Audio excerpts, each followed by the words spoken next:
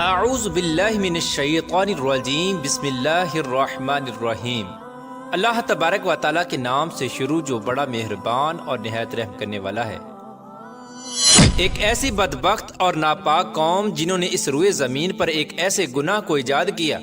جن سے پہلے کوئی بھی قوم اس روئے زمین پر اس گناہ کے اندر مبتلا نہ تھی۔ یہ قوم کون سا ایسا گناہ کرتی تھی جس کی وجہ سے اس کو دنیا کی سب سے بدترین قوم کہا جاتا ہے؟ وہ گناہ کون سا تھا جو یہ لوگ کرتے تھے، اور یہ لوگ اس گناہ کے اندر کس طرح مبتلا ہوئے، اور اس دنیا کے اندر ہم جنس پرستی کی ابتدا کیسے ہوئی، اور پھر اللہ تبارک و تعالیٰ نے اس قوم پر آگ اور پتھروں کا عذاب کیوں نازل فرمایا، اور اس بدبخت قوم کے کچھ لوگ پتھروں کے کیوں بنا دیے گئے جو آج بھی دنیا کے لیے عبرت کا نشان بنے ہوئے ہیں۔ پیارا دوستو، آج کی اس ویڈیو میں ہم آپ کو بتائیں گے کہ دنیا کی سب سے پہلی ہم جنس پرست قوم کون تھی، اور دنیا کے اندر ہم جنس پرستی کا آغاز کیسے ہوا، اور سب سے پہلے دنیا میں ہم جنس پرستی کس نے کروائی، اور کس طرح اس گناہ کی بنیاد رکھی گئی۔ پیارا دوستو، ان تمام تر سوالات کے جوابات قرآن و حدیث کی روشنی میں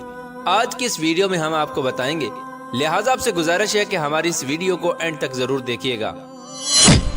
پیارا دوستو، حضرت لوط علیہ السلام کی قوم وہ واحد قوم تھی جو دنیا کی بدترین فحاشی کرتی تھی۔ یہ لوگ اتنے گھٹیا تھے کہ عورتوں کو چھوڑ کر مردوں کے ساتھ ہم جنس پرستی کیا کرتے تھے، اور عورتوں کی بجائے مردوں کے ساتھ اپنی خواہشات پوری کیا کرتے تھے۔ شہر سدوم میں رہنے والی یہ قوم حضرت لوط علیہ السلام کی امت تھی۔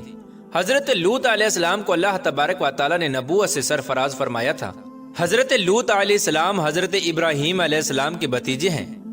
اور آپ کو اللہ تبارک و تعالیٰ نے شہر سدوم کی طرف نبی بنا کر بھیجا تھا۔ چونکہ حضرت لوط علیہ السلام کے والد کا انتقال بچپن ہی میں ہو گیا تھا،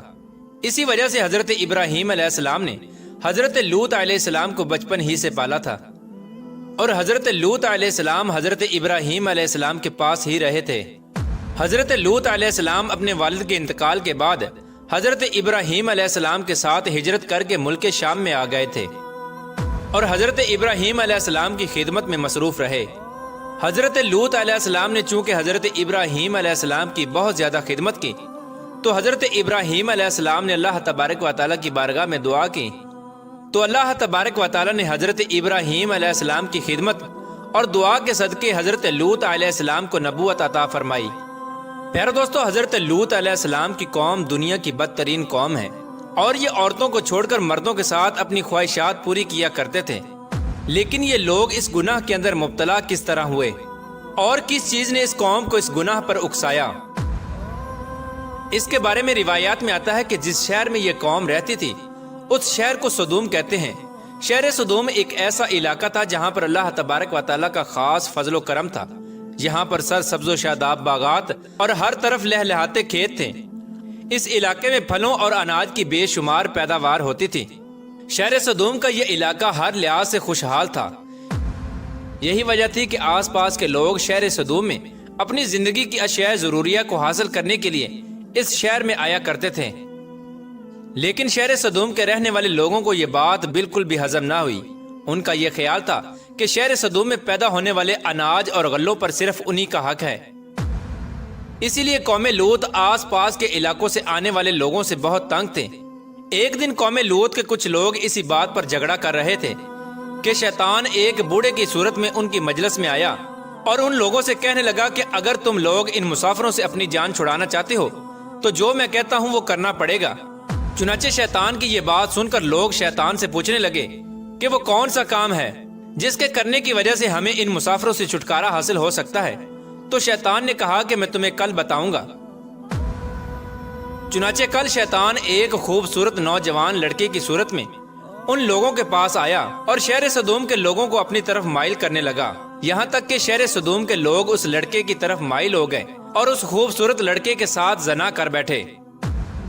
اس بدکاری کے بعد شیطان نے ان لوگوں سے کہا کہ اگر تم لوگ آنے جانے والے مسافروں سے اپنی جان چھڑانا چاہتے ہو تو تم لوگ ہر آنے والے مسافر کے ساتھ یہی بدفعلی کیا کرو۔ جب تم لوگ ہر آنے والے مسافر کے ساتھ یہ بدفعلی کیا کرو گے تو کوئی بھی مسافر تمہارے علاقے میں داخل نہ ہوگا۔ پیارے دوستو، اس طرح شیطان نے سب سے پہلے اس قوم سے بدفعلی کروائی،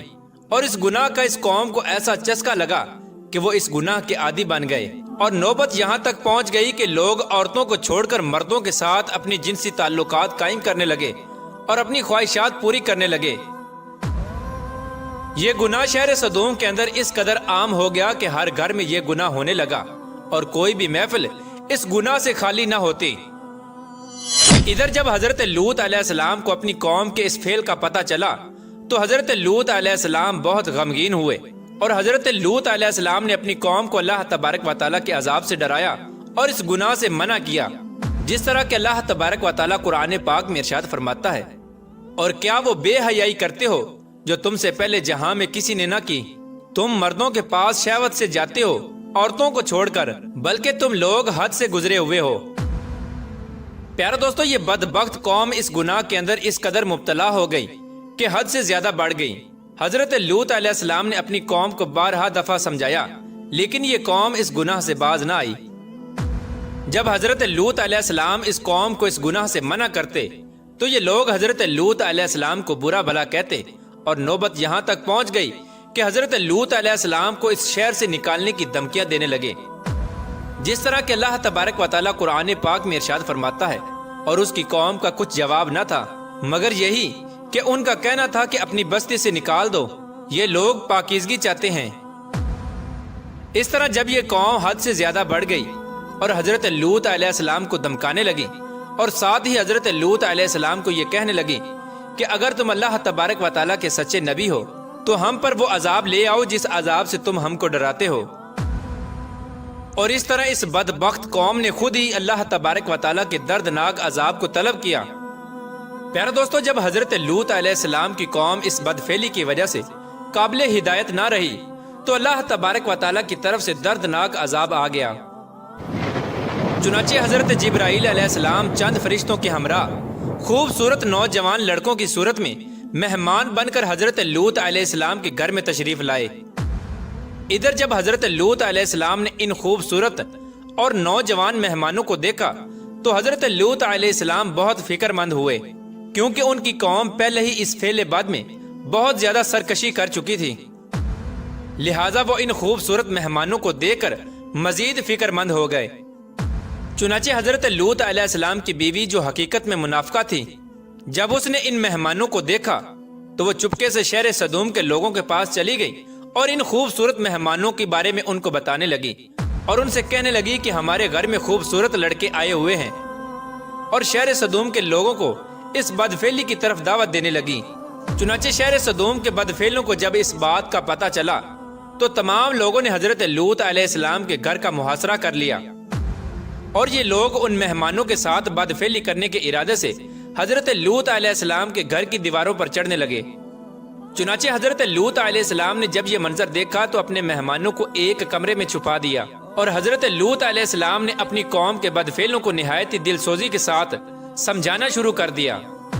مگر ان بد ارادہ لوگوں نے اور بد کردار لوگوں نے حضرت لوط علیہ السلام کی کوئی بھی بات نہ مانی، اور اس قوم کے بدبخت لوگ حضرت سیدنا لوط علیہ السلام سے کہنے لگے کہ ان خوبصورت نوجوانوں کو ہمارے حوالے کر دو تاکہ ہم ان کے ساتھ اپنی خواہشات پوری کر سکیں۔ ان لوگوں کی یہ بات سن کر حضرت لوط علیہ السلام نہایت ہی رنجیدہ ہوئے۔ یہ تمام تر معاملات وہ خوبصورت نوجوان بھی دیکھ رہے تھے جو حقیقت میں اللہ تبارک و تعالیٰ کی طرف سے بھیجے ہوئے فرشتے تھے، جو اللہ تبارک و تعالیٰ کا عذاب لے کر نازل ہوئے تھے۔ چنانچہ اتنے میں حضرت جبرائیل علیہ السلام نے حضرت لوط علیہ السلام سے فرمایا، یا نبی اللہ، آپ غمگین نہ ہوں، ہم اللہ تبارک و تعالیٰ کی طرف سے بھیجے ہوئے فرشتے ہیں، اور ان بدکاروں پر اللہ تبارک و تعالیٰ کا دردناک عذاب لے کر نازل ہوئے ہیں۔ اس وقت رات کا وقت تھا، چنانچہ حضرت جبرائیل علیہ السلام نے حضرت لوط علیہ السلام سے فرمایا کہ آپ مومنین کو اور اپنے اہل و عیال کو لے کر صبح ہونے سے پہلے پہلے اس بستی سے نکل جائیں، اور خبردار کوئی بھی شخص پیچھے مڑ کر نہ دیکھے، ورنہ جو شخص پیچھے مڑ کر اس بستی کی طرف دیکھے گا وہ بھی اللہ تبارک و تعالیٰ کے اس دردناک عذاب کے اندر مبتلا ہو جائے گا۔ چنانچہ حضرت لوط علیہ السلام اپنے گھر والوں کو اور مومنین کو اپنے ساتھ لے کر اس بستی سے روانہ ہو گئے۔ اس کے بعد حضرت جبرائیل علیہ السلام اس شہر کی 5 بستیوں کو اپنے پروں پر لے کر آسمان کی طرف بلند ہوئے،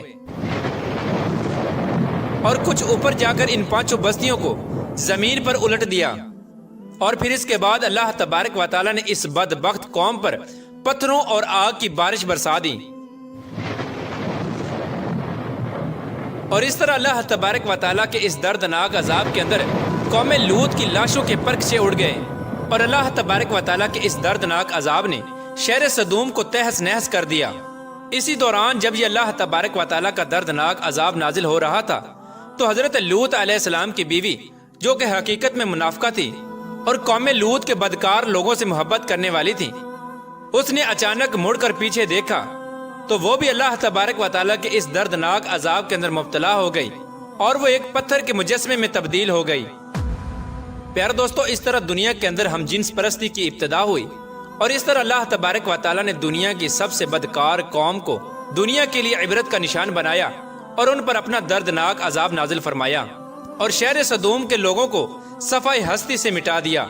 اللہ تبارک و تعالیٰ سے دعا ہے کہ اللہ تبارک و تعالیٰ ان تمام تر برائیوں سے ہمیں بچائے جن برائیوں کے اندر مبتلا ہو کر پہلی قومیں ہلاک ہوئیں اور اللہ تبارک و تعالیٰ کے دردناک عذاب کی مستحق قرار پائیں۔